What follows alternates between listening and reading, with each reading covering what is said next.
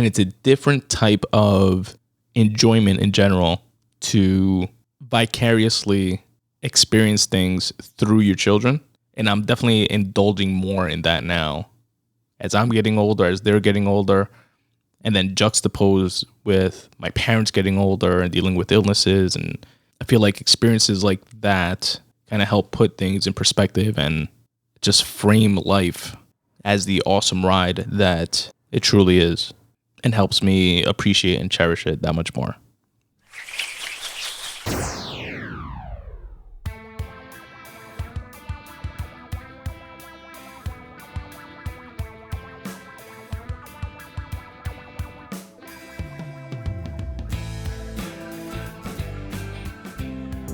What up, folks? What's going on? Welcome to the Spun Today Podcast, the only podcast that is anchored in writing, but unlimited in scope. I'm your host, Tony Ortiz, and I appreciate you listening. This is episode 234 of the podcast, and I have a dope show for you fine folks today. I am freshly back from vacation, feeling good, feeling refreshed, disconnected for a while, got away with the fam, and am definitely glad to be back. We went to South Carolina, North Myrtle Beach to be exact. This is a great resort that me and my wife stumbled upon. I've spoken about it in the past here on the podcast, but my wife and I stumbled upon a few years back and just absolutely fell in love with it. And we've been going back ever since. This is our fifth or sixth time back. And this year was extra enjoyable because my kids are a little bit older now, about 4-year-old going on 5 and a 2-year-old. So they get it more. You know that it's a vacation, special type of thing that doesn't happen every day. And my 4-year-old that, again, is going on 5, in particular, he's able to do more things. For example, we went to a nearby arcade that has a little amusement park in front of it for kids. And it was his first time in an arcade, and he's running around, playing a bunch of games, won a couple of things in those machines, with the claw that they grab little plastic toys or whatever. He was able to get on a couple rides for the first time, which was cool to see, a little airplane ride that swirls around and goes up and down, one of those little kiddie rides. And the dopest thing was we were able to do go-kart racing, and it was a dual go-kart where I'm sitting there and actually driving, but he's sitting in a seat next to me and has his own steering wheel, and he fucking loved it. And the cherry on top is that it's an off kind of week. It's not spring break or anything like that. I think it was actually bike week, but in the area where we stay, it's more family friendly type of resort. So this little kid amusement park place we have literally completely to ourselves.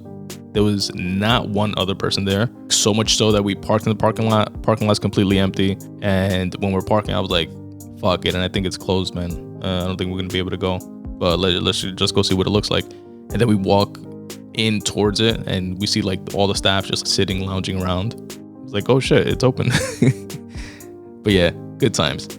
And it's a different type of enjoyment in general to vicariously experience things through your children.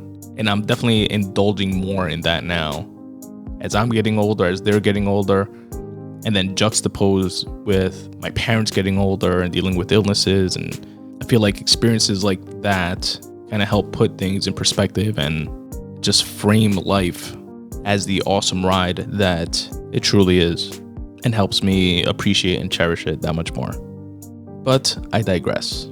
As I was saying, have a dope show for you guys today.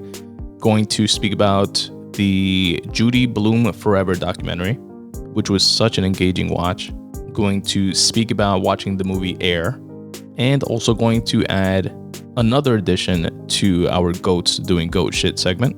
Slight spoiler alert, it's someone that has been mentioned on the list before for a different reason and is making yet another appearance. I think this is going to be the second or third, but we'll tell you more about that once we get into the episode. So stick around for all that good stuff. But first, here is a quick way that you can help support this podcast if you so choose. Your support means a ton. It really, really does. It's much appreciated. Helps me keep the lights on and also motivates me to continue cranking out these episodes. And at the end of the show, I'm going to tell you guys about a bunch of different ways you can help support, whether it be by buying merch, shopping on Amazon, using my affiliate link, checking out the support page on my website, spuntoday.com/support for a bunch of other affiliate links, of course, purchasing my books, etc., etc., etc. So definitely stick around for those options all the way at the end of the episode. But here is just one of the ways that you can help support, and then we'll jump right into the episode. Do you want to start your own podcast? Have a great show idea that you want to get out into the masses, but don't know quite how to get it from your head out into the world? Well, here's how. Use the podcast host Libsyn. That's who I use to bring the Spun Today podcast to you. And now you can use them the same way. Using the promo code SPUN, S-P-U-N, you can open up your Libsyn account today and get 2 months of free podcast hosting. Here's how it works. Once you record your show, you upload it to your Libsyn account, where you can fill in your episode notes, upload your podcast art, and schedule when you want your episodes to release. Once you do that, Libsyn will take care of the rest. They'll distribute your show to Spotify, Apple Podcasts, YouTube, and all the other podcatchers that you choose, instantaneously and seamlessly. Again, go to Libsyn.com and use the promo code SPUN, S-P-U-N, to get 2 months free. Or use the affiliate link that's in the episode notes. Again, that's Libsyn.com, promo code SPUN. Take that great podcast idea from out of your head and put it out into the world. Judy Blume Forever is a documentary about the prolific writer Judy Blume. Here's a bit about Judy's background for those who may not know, a lot of which I didn't know. I always knew the name Judy Blume, knew that she was a writer. She wrote like young adult fiction primarily, but I personally didn't know too much more than that. First off, she was born in 1938. She is 85 years old and sharp as a fucking tack, which hopefully writing has something to do with that level of longevity and health, so that I have something to look forward to. But she's an American writer of mainly children's and young adult fiction. She began writing in 1959 and published more than 25 novels. She has sold over 82 million copies worldwide, and they have been translated into 32 languages. Round of a fucking applause for Judy Blume, the prolific Judy Blume. Amongst her most notable works are Tiger Eyes, Are You There, God? It's Me, Margaret, which now, by the way, 50 years later is being made into a feature film. She finally licensed it, although she's been approached obviously for decades, but it just hasn't come to fruition because according to her, they just the ideas for the film and the filmmakers that have approached her just didn't do her novel justice. But finally, she found the right situation to move that project forward, and that, as you all know, is definitely I would imagine a dream come true for her, but definitely for me would be a dream come true to see a written work of mine on the big screen or even the little screen, but I digress. Also, Tales from a Fourth Grade Nothing is another notable work of hers, Deanie as well, and Blubber. Here is the official synopsis of the documentary, which, by the way, is available on Amazon Prime for you all to check out if you're interested. Judy Blume and the generations of readers who have sparked to her work, the documentary will examine her impact on pop culture and the occasional controversies over her frankness about puberty and sex. And a large part of the fanfare and attraction, if you will, to her work is the fact that she wrote about some taboo topics. Taboo at the time, and probably even now within certain circles, but things like sex and going through puberty and like girls getting their period for the first time and beginning to develop, and boys and girls having crushes and what relationships are at a young age and what they mean and what they could mean. And she gave color and context and answers to a generation of kids that in the 1970s and beyond, because her books are still very popular, to these questions that kids have as they're going through these like changes in their development and in their lives. And in doing so, she was definitely which was a very interesting part about this documentary. It highlighted to me how the more things change, the more things stay the same. There was a big push to ban her books and to censor her, especially during the Reagan administration, which was very similar to certain voices that we hear now about banning certain books and teachings, etc. And I had never known about like that part of like Judy Blume's writing history. And regardless of where you fall on that spectrum of should books be banned or not, should certain topics be banned or not, at what age are certain topics age appropriate, etc., etc. It's interesting to me to see that same type of mentality and argument on both sides recurring decades later. And again, just reinforces the more things change, the more they stay the same.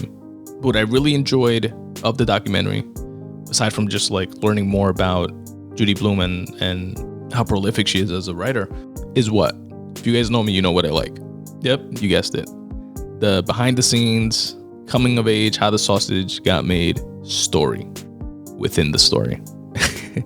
So she was a housewife after getting married to her first husband.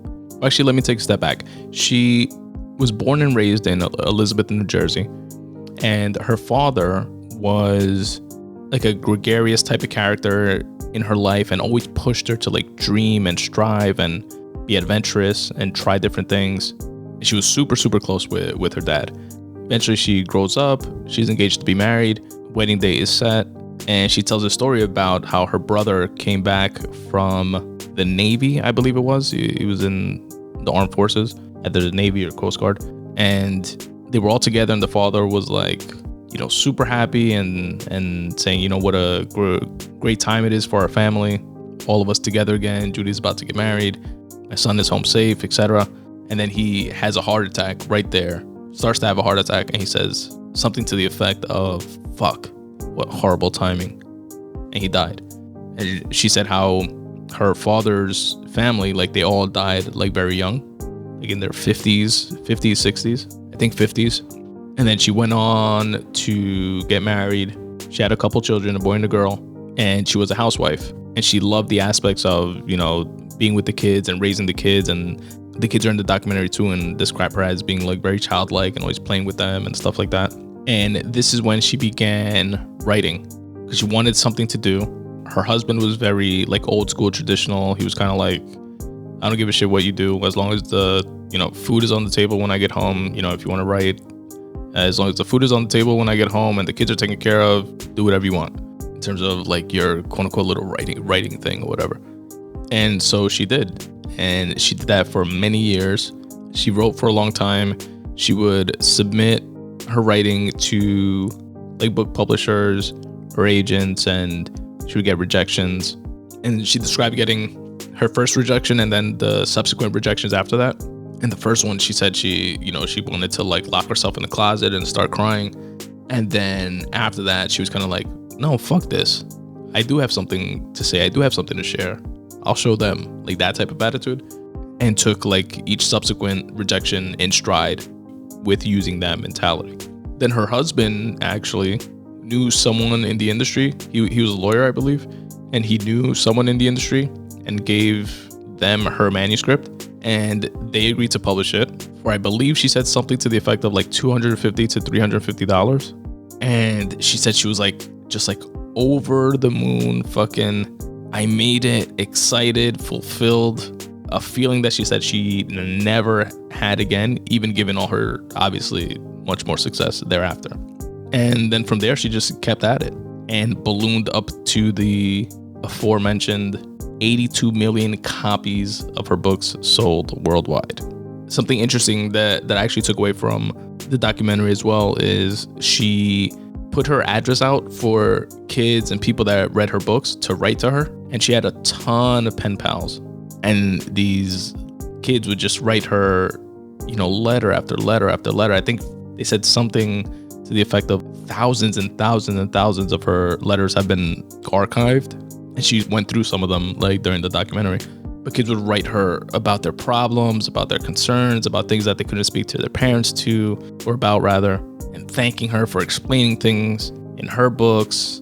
And she would write back to some of them. And some of those kids, some of which were dealing with like thoughts of suicide. And mind you, this is back in the 70s, 80s. So people in general, let alone kids, had less outlets for expression, right? But she had these pen pal types of relationships. And this one girl in particular, they wrote back and forth for years.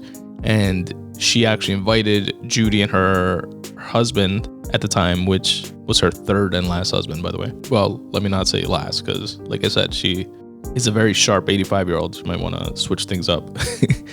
But this girl invited her and her husband to her college graduation, and she actually went. And they showed like pictures of them at the graduation, and the girl was like that her classmates and stuff like that were like, what the hell is Judy Blume doing here? Does she have a daughter that goes here or something? So that was definitely a pretty dope thing for her to do. And I couldn't help but wonder if we fast forwarded the timeline and Judy was writing now these books and certain topics that she wrote then, and having this like pen pal type of relationship with kids, how much more of a controversy would it have been or be? And also flip it if it was a male writer as opposed to a female writer, and having this like pen pal interaction with kids and speaking about certain sexualized topics. And I think my mind went there just based on all the recent controversies with the, call for banning of books and folks claiming that kids are being sexualized too early, and when is a good age to introduce topics of quote unquote sex ed and stuff like this. And I think in that scenario would be a huge controversy.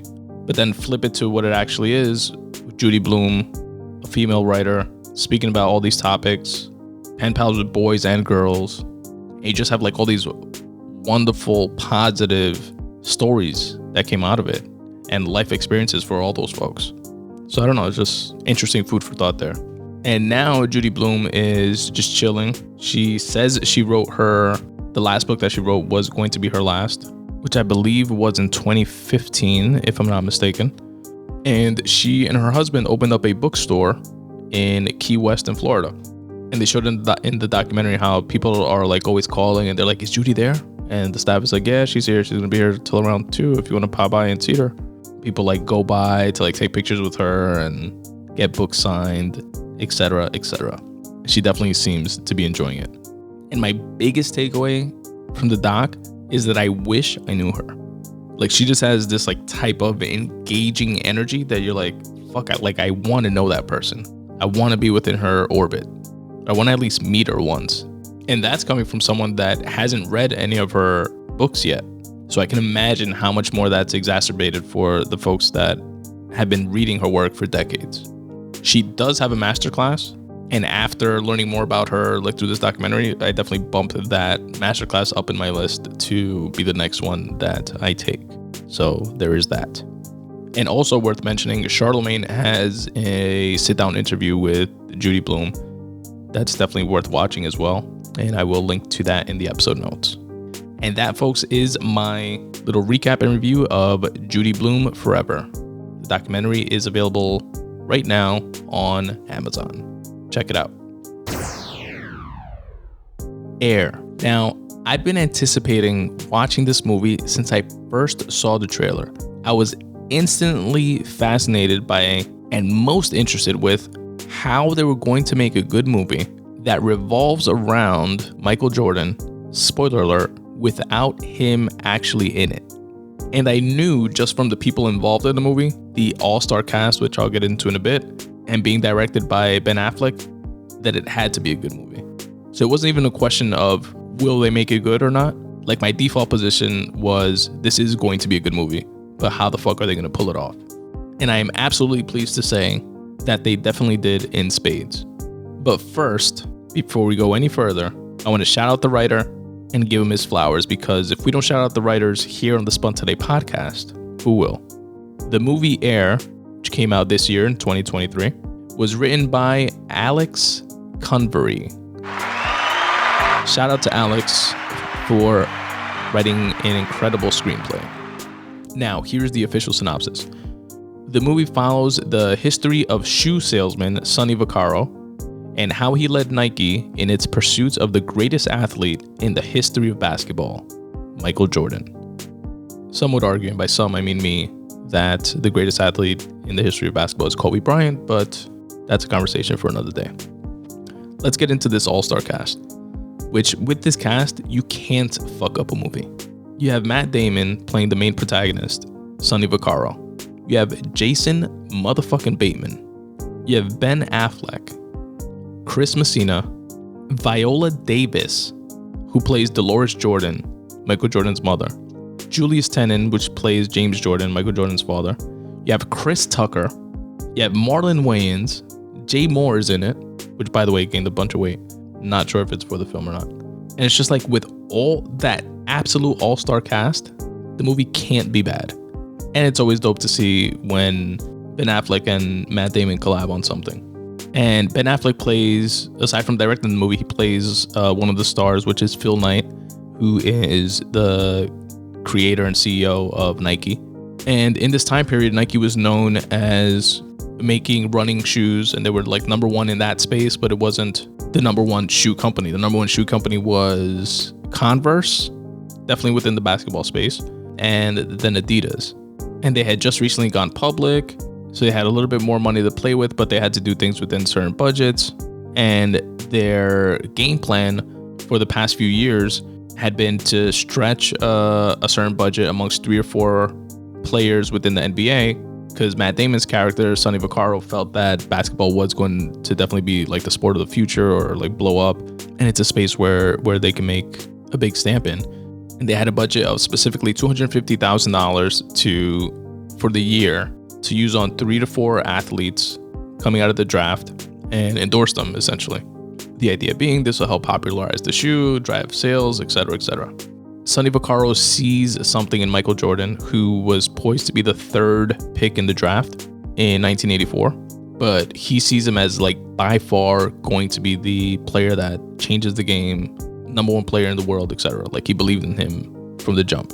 And although Jordan was obviously a good player in college, was going 3rd in the draft, and they framed it as mainly because he hit a game-winning shot in a championship game for North Carolina in like 1982-83. Jordan was famously known to have been cut from his high school basketball team, and then just started like grinding and playing, and worked his way into getting accepted into North Carolina and playing on that team. So just from a historical perspective, there wasn't anything saying like this is going to be the GOAT. But Sonny Vaccaro just like saw something in him and pitched to Phil Knight, the CEO of the company, that instead of spreading the $250,000 amongst 3 or 4 players and like hoping for the best that one of them actually like pop off and are able to drive sales, that they give it all to Michael Jordan and try to compete with the big dogs in the industry, which is Converse and Adidas, which would definitely give that level of money to the top 1, 2, or 3 draft picks.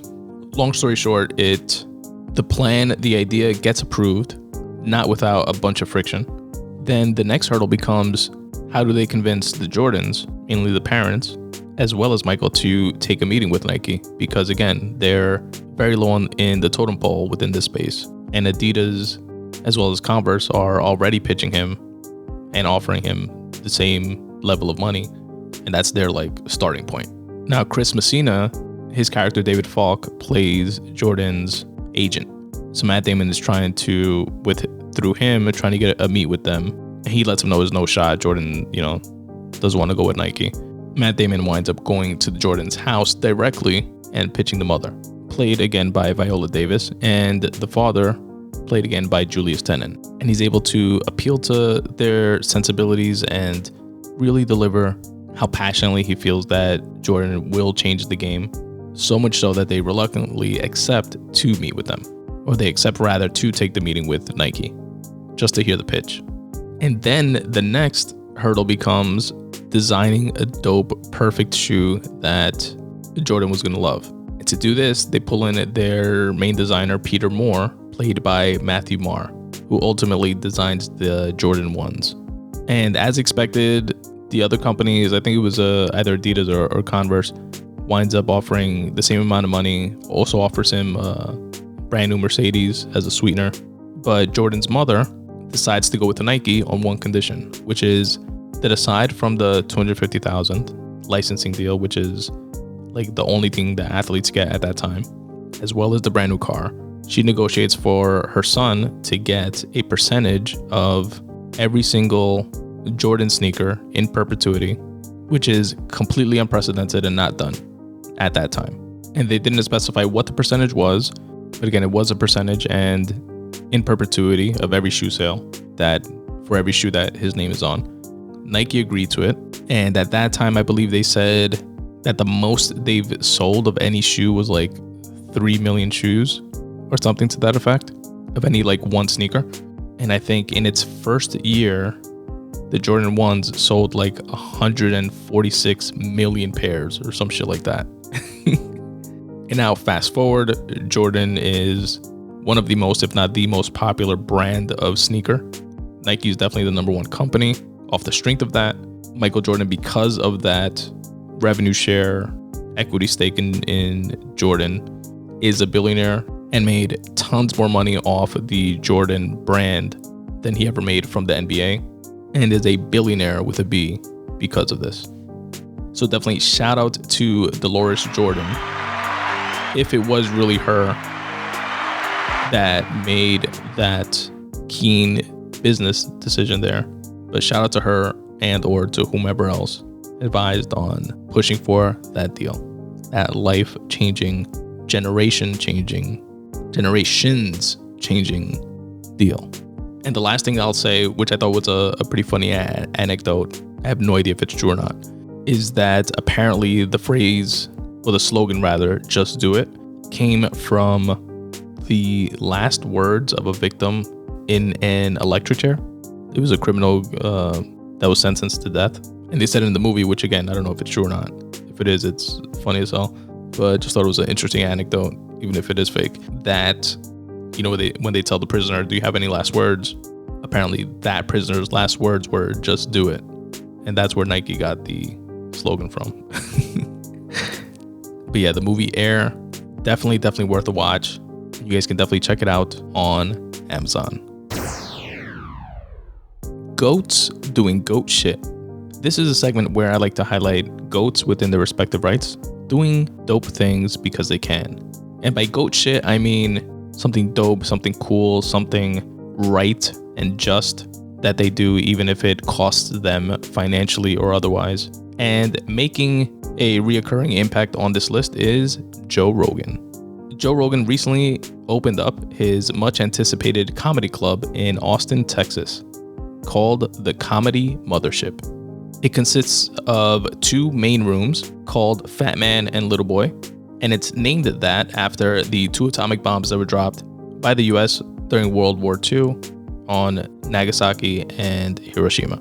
But he named it after those bombs because folklore has it that, I don't know if folklore is the right term, but it has been said that UFO sightings spiked after the dropping of those 2 bombs. That's when folks started, at least publicly stating, being abducted and just like sighting UFOs. And the comedy club has this like UFO alien type motif, hence the name Comedy Mothership. I forget the exact count of the seats, but one room holds about 200 to 250 people, and the other is a smaller room that holds 100 to 150. It also contains a bar where the comics get to hang out, I believe, like that private bar that they get in some clubs. And it's named after Mitzi Shore, RIP, which was the owner of the Comedy Store in Los Angeles. And it's called Mitzi's Bar. Another dope homage is a neon sign before the comics go on stage that says, "Get it together, bitch," which is an homage to Joey Diaz, who would always say that to comics as they were going on stage to like shake off the nerves. Now, as some of you may know, Joe moved to Austin, Texas during the pandemic about 3 or 4 years ago. And during this time, there was a prominent comedy club that closed down in Austin, Texas. And it wasn't really a huge comedy scene or comedy hub, but that all definitely changed once Rogan moved to town. And a half dozen or more top tier headliner comics followed suit. And Joe, as we know, has fuck you money from his Spotify deal. And as he has famously said, what's the point in having fuck you money if you don't do fuck you things? So he decided to open up his own comedy club with the added benefit of having a place where he can do his workout sets close by. But what's most interesting is and this is where the doing goat shit element kicks in, is the financial goal of just having the club break even so that all the funds, all the revenues, all the intention can go towards just elevating comedy. And he's been able to do this so far in several ways. One, the first deal that he was negotiating for a comedy club fell through, something to do with the land and some like runoff water, sewer type issues But because that deal was like ongoing for a while, he had already hired a bunch of the folks, like the Adam Egid, who was the manager at the Comedy Store, and a bunch of the staff from the Comedy Store and others. He had already hired them and moved them to Austin. So since that comedy club fell through, it took about a year plus to get the other place, which he bought a historical theater called the Ritz Theater in Austin, Texas, that had been around since, I believe, 1925 or 29, something like that. He kept all those folks on salary and paid, even though obviously the comedy club wasn't open. But since it wasn't their fault or their issue, he used that fuck you money and did right by them. And then he designed the club with comics in mind. He had input from folks like Louis C.K., for example, when it was like close to the end of construction. And, you know, throughout the entire time of construction, he would show it to comics like the Shane Gillises and Bill Burrs and Dave Chappelle's, and they would give their inputs and stuff like that. And famously, Louis C.K. was one of the last ones to like go see it when it was like almost done already. And Louis C.K. was like, you know what, you should drop the ceiling even more. You should cut the stage. Why is the stage so big? Cut the stage, make it smaller, bring the ceilings down. And he had to like redo construction in one of the rooms based on that input. And again, even though it cost him financially, but he did so. And I have not heard one comic, now that it's open, have one negative thing to say. And on top of that, they all are just like praising how perfectly comic friendly it is and how well thought out it is for having like a private bar just for the comics and for the hang. So they don't have to like walk through the crowd to go on stage, for example, and they have their own place to like chill and balconies to be able to like watch each other perform, but like a dope experience for the audience as well. Something else that's dope that he does is that he allows the staff to, because he still promotes like all the other local comedy clubs and himself goes perform at the other local comedy clubs that are still there. And he allows the staff, which are staffs in comedy clubs, if you don't know, they're usually comics themselves or like up and coming comics, you know, trying to like work for stage time. He allows them to like clock out during their shift. If they have a set at another club in town, they'll go do their 10 or 15 minute set and then come back and clock back into work. He allows them to do that, no issue. And from what I've heard from other comics that also have podcasts, is that the amount that he's paying the acts is like unheard of and like blows every other comedy club out of the water. Because again, it doesn't have that, you know, need to turn a profit motive that most all businesses have. But he apparently has asked those comics to, you know, not say how much it is that he's paying folks, but I'm sure somebody somewhere will say something eventually and that information will leak. And just to give you an idea of like ticket sales, virtually impossible to get a ticket. I went on their site, which I'll link to in the episode notes if you guys want to check it out, at comedymothership.com. And you can go months out and everything is sold out. And just to give you an idea of the resales, tickets for opening week were going for like $40. They sold out within minutes and they were being resold online for $500 a piece. And it's still packed 7 days a week, I believe it is. It's fucking insane. So Rogan definitely, as Russ would say, put his money where his mouth is and said something. So shout out to Joe Rogan for being a GOAT that continues to do GOAT shit. And shout out to the Comedy Mothership. And that, folks, was episode 234 of the Spun Today Podcast. Thank you so much for rocking out with me. I really appreciate each and every one of you for listening. Please stick around for just one moment so you can listen to a few ways you can help support this podcast if you so choose. Your support means a ton. I really, really appreciate all the support coming my way. It really means a ton. You can go to spuntoday.com/support for all my different affiliate links and ways you can help support the podcast, like purchasing merch, checking out my writing, buying books, etc., etc., etc. Here are a few of those ways in detail, and I will check each and every one of you out during the next episode. Peace. What's up, folks? Tony here. I hope you're enjoying this podcast as much as I enjoy producing it for you. Here are a few quick ways you can help support this show. You can support the Spun Today podcast by going to spuntoday.com/support. There, you'll find my merch section, where you can cop the iconic Podcasts vs. Anybody t-shirt in a wide variety of different colors and all different sizes. Also, if you're into cycling, you can cop the super soft, comfortable, minimalist design Spun Today Bike Club t-shirt. Also available in a bunch of different colors in all different sizes. There are a few other designs of different types of t-shirts. Definitely go there and check it out. spuntoday.com/support. It's the merch section where you can also get a dope coffee mug. I have coffee mugs with the brand new redesigned Spun Today logo on one side and the tagline that I end every show with on the other, which is start taking steps in the general direction of your dreams. The mug is available in both black and white because we don't discriminate here at the Spun Today podcast. Again, go to spuntoday.com/support and check out the merch section. You can support the Spun Today podcast by checking out my writing. You can go to spuntoday.com/free writing and check out some of my free association writing, which is intended to be some cathartic free writing, but oftentimes doubles down as motivation for myself and others. At spuntoday.com/short stories, you can read a bunch of the different short stories that I've written and actually listen to the audiobook versions of those short stories there as well. Another way you can help support my writing is by going to spuntoday.com/books and checking out what I have in store for sale. Digital copies are available in all formats, whether it be Kindle, iBooks, or a different type of e-reader. You can also purchase paperback copies if that's your preferred reading method. Currently available, I have my nonfiction, Make Way for You, which is a collection of freely written thoughts that were curated and put together as tips for getting out of your own way. Also available is my debut time travel novel titled FRACTAL. Again, go to spuntoday.com/books to show your support. Support the Spun Today podcast by following me on social at Spun Today on Twitter, at Spun Today on Instagram. Please also check out and like my Facebook page, facebook.com/Spun Today, and subscribe to my YouTube page as well. On my YouTube page, not only will you get these full-length episodes, but you'll also get to check out some chopped up clips and bonus content. To get to my YouTube page, just search Spun Today on YouTube or click on any of the YouTube icons on the footer of my website. Also, don't forget to rate and review this podcast wherever it is that you're listening. It really does help. The Spun Today newsletter is available to each and every one of my listeners absolutely for free.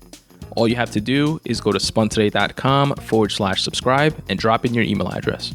What I'm going to do is brighten up everybody's least favorite day of the week by delivering 5 curated things within my weekly newsletter every Monday at noon. You're going to receive a photo of the week, a recommended podcast of the week. I listen to tons of podcasts from an array of varied interests. I cherry pick the very best ones so that you can check them out. I also share a video of the week, which can be anything from a tasty recipe to a dope rap battle to an enlightening TED Talk. I also share a quote of the week. And finally, for my fellow wordsmiths out there, a word of the week so that you can step up your vocab. Again, this curated list is yours absolutely free by going to spuntoday.com/subscribe and dropping in your email address, and you can unsubscribe at any time. Again, go to spuntoday.com/subscribe, drop in your email address, and you'll get the very next one. If you want to help support the Spun Today podcast financially, you can do so by going to spuntoday.com/support. Here you'll find a few different ways that you can do so. You can shop on Amazon, but first go to my website, spuntoday.com/support, click on the Amazon banner, which will take you to Amazon's website where you do your shopping like you normally do. It will not cost you anything extra, but I will get credit for driving traffic to their website. Another cool way that you can help support this show is through Patreon, where you can set up reoccurring donations to my podcast, whether it be $1 per show, $2 per show, etc. And depending on how much you choose to pledge, you will receive some Patreon perks in return. Things like free writing pieces, free bookmarks, free digital copies of my books, etc. Again, my Patreon link can be found at spuntoday.com/support. You can also set up similar reoccurring payments via my Ko-fi page. And if you want to send a one-time happiness bomb donation, if you will, you can do so via my PayPal link. Again, all of which can be found at spuntoday.com/support. If you're a fellow creative, a cool way that you can help support the Spun Today podcast and actually be part of the podcast is by filling out my 5-question questionnaire located at spuntoday.com/questionnaire. Here you'll find 5 open questions related to your craft, your art, what inspires you to create, what type of unrelated hobbies you're into, and what motivates you to get your work done. You can choose to remain anonymous or plug your website and your work. And once you submit your questionnaire, I read your responses on a future episode of the Spun Today podcast. It's completely free at no cost to you. And what I like to say about it is that if your responses could potentially spark inspiration in someone else, why not share that? spuntoday.com/questionnaire. And as always, folks, substitute the mysticism with hard work and start taking steps in the general direction of your dreams. Thanks for listening.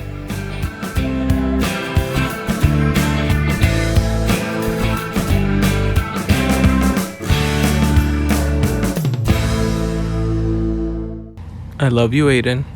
I love you, Daddy. I love you, Grayson. I love you, Daddy.